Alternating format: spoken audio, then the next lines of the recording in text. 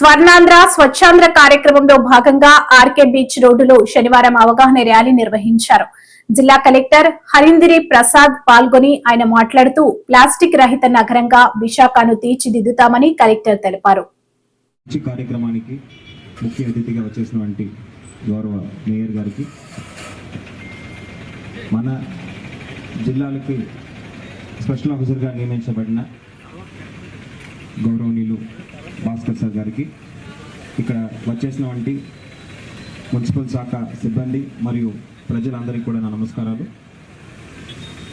స్వచ్ఛాంధ్ర స్వర్ణాంధ్ర కార్యక్రమంలో భాగంగా గౌరవ ముఖ్యమంత్రి వర్యులు ఆదేశాల మేరకు ప్రతి నెల 3వ శనివారం మనము ఈ స్వచ్ఛాంధ్ర కార్యక్రమం నిర్వహిస్తున్నాము. ప్రతి నెల కూడా ఒక్కొక్క థీమ్ మీద ఈ కార్యక్రమం మనం నిర్వహిస్తున్నాము. ఈ వారం ban on single use plastic and use of reusables అనే థీమ్ మీద మనము ఈ కార్యక్రమం నిర్వహిస్తున్నాము. ప్లాస్టిక్ ఎంత హానికరమైనది నేను చెప్పక్కర్లేదు, ప్రజలందరికీ తెలుసు. మన సరౌండింగ్స్ కానీ మన హెల్త్ కానీ చాలా ఇబ్బంది కలిగించే పెద్ద సమస్య ప్లాస్టిక్. ఈ ప్లాస్టిక్ నిషేధం అనేది ప్రతి ఒక్కరు కూడా పాటించాలి. రాష్ట్ర కేంద్ర ప్రభుత్వాలు తీసుకుంటున్న చర్యలకు సహకరించాలని ఈ సందర్భంగా కోరుతున్నాను. మీ అందరికీ తెలుసు, విశాఖ నగరాన్ని ప్లాస్టిక్ నిషేధ నగరంగా మార్చడానికి మనము ప్రణాళిక వేసుకొని గత నవంబర్ నెల నుంచి ఆహ్వాన కార్యక్రమాలు, అదేవిధంగా మ్యానుఫ్యాక్చరర్స్, సప్లయర్స్ కూడా ఆల్టర్నేట్ ప్రోడక్ట్స్ మీద మనము ఆప్షన్స్ ఇవ్వడం జరిగింది, ఆహ్వానం కల్పించడం జరిగింది. జనవరి 1వ తారీఖు నాటి నుంచి మనము ప్లాస్టిక్ నిషేధాన్ని పూర్తిగా అమలు చేస్తున్నాము. కానీ ఇప్పుడు చూస్తే కూడా నగరంలో చాలా చోట్ల ప్లాస్టిక్ వాడకం అనేది కొనసాగుతుంది. దాన్ని పూర్తిగా అడగట్టాలంటే మీరందరూ కూడా దాంట్లో భాగస్వామ్యం అవ్వాలి, ఆ నిషేధంలో భాగస్వామ్యం అవ్వాలి. ప్రజలంటే కేవలం ఇండివిజువల్ సిటిజన్స్ మాత్రం కాదు, ఇన్స్టిట్యూషన్స్, ప్రధానంగా కమర్షియల్ ఎస్టాబ్లిష్మెంట్స్, షాప్స్, వెండర్స్, వీరందరూ కూడా కలసి కట్టుకొని మనము ఈ ప్లాస్టిక్ నిషేధంలో కాంట్రిబ్యూట్ చేయకపోతే this will continue to be a dream. We will never be able to realize the dream of removing plastic from amidst us. We are all continuously making efforts to get rid of this reusable, get rid of this single-use plastic. Unfortunately, అది జరగట్లేదు. ప్రతిరోజు కూడా మీరు ఈ స్వచ్ఛతమైన beach ఉండాలి, స్వచ్ఛమైన గాలి ఉండాలంటే ప్రతిరోజు కూడా ఇంటి స్థాయిలో తడి చెత్త, పొడి చెత్త, ఈ సెగ్రిగేషన్ అనేది జరగాలి. అది జరగకపోతే, ఒక ఇండివిజువల్ చేయకపోతే సమాజం బాగుపడదు.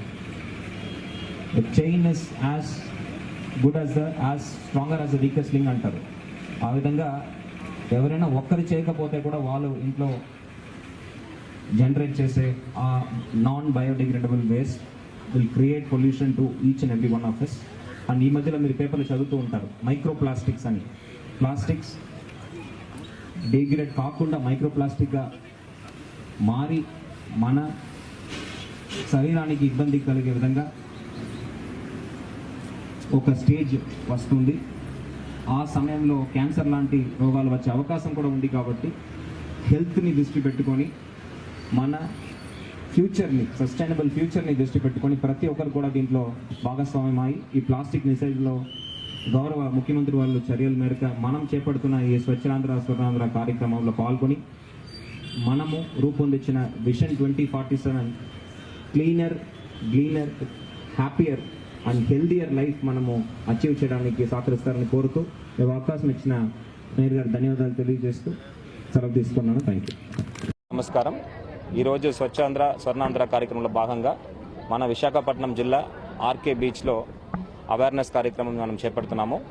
దీని ద్వారా మనము సింగిల్ యూస్ ప్లాస్టిక్ని పూర్తిగా అరకట్టాలి, రీయూజబుల్ ఐటమ్స్ని ప్రోత్సహించాలి అనే ఉద్దేశంతో ఈ కార్యక్రమం ఏర్పాటు చేయడం జరిగింది. దీని ద్వారా ప్రజలందరికీ సింగిల్ యూస్ ప్లాస్టిక్ యొక్క ఇబ్బందుల గురించి, దాని యొక్క ప్రాబ్లమ్స్ గురించి, రీయూసబుల్ వాడడం వల్ల ఎంత బెనిఫిట్స్ వస్తుందనే గురించి మనము వివరించడం జరిగింది. దీంతో పాటు ఒక చిన్న స్టాల్ కూడా ఏర్పాటు చేయడం జరిగింది, ఎటువంటి రీయూజబుల్స్ వాళ్ళు వాడవచ్చని. మన విశాఖ జిల్లాలో జనవరి 1వ నెల నుంచి సింగిల్ యూస్ ప్లాస్టిక్ బ్యాన్ని మనం ఇంప్లిమెంట్ చేస్తున్నాము.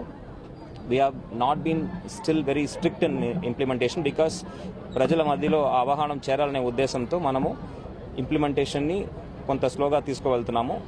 జూన్ 1 నుంచి plastic waste management rules 2022 basis మీద ఫైన్స్ అన్ని కూడా వేయడం జరుగుతుంది. సో ఇప్పటి నుంచే సప్లయర్స్, అదేవిధంగా manufacturers, vendors, street vendors and whomsoever is using, వాళ్ళందరూ కూడా ఈ సింగిల్ యూస్ ప్లాస్టిక్ వాడకాన్ని మానేసి పూర్తిగా రీయూజబుల్ వెళ్ళాలని ఈ సందర్భంగా అందరినీ కూడా కోరుతున్నాను. ప్రజలందరూ కూడా ఇంటి వద్దకే తడి చెత్త, పొడి చెత్త, హానికరమైన చెత్త అని 3గా విడగొట్టి వాళ్ళు డోర్ టు డోర్ కలెక్షన్లో మన మున్సిపల్ సిబ్బంది వాళ్ళకి అప్పగించాలని ఈ సందర్భంగా తెలియజేస్తున్నాను. Thank you.